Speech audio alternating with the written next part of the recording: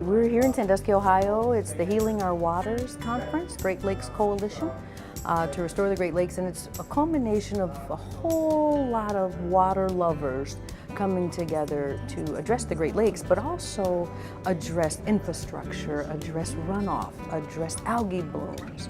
So anything water related. It's so good to be with each and every one of you. I'm going to ask our panelists to begin to make their way up.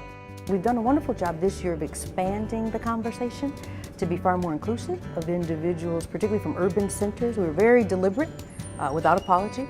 We did that. We went out and the allies and alliances that we had been creating over the years, it was important for us to make sure that they were included.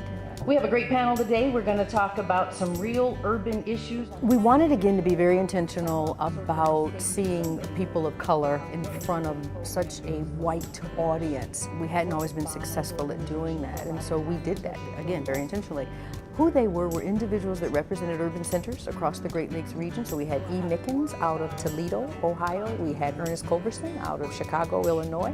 We had Mike Harris out of Flint, Michigan. We had Carla Walker out of Cincinnati. And we had Todd Q. Adams out of Cleveland. And my job was to moderate that panel. And what we were trying to do, or the goal, was to make sure that the audience looked at the urban center through the lens of those who live there. When we're talking to Black, Brown, and urban folk, it's really okay to bring Black, Brown, and urban people to the table to ask how that conversation should go. And so we wanted to hear from those experts, talk to other experts about what it means to work in urban centers and how to do that more effectively. As an African American, it's hard to be seen as an expert at anything, even being Black. And then it's important to get people comfortable being uncomfortable, because if you're comfortable, that means you're not growing.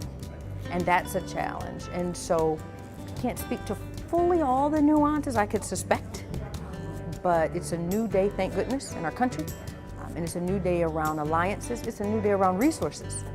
And if nothing will bring you together, crisis, water, or the lack thereof it, the quality of it, the affordability of it, the proximity to it, all those things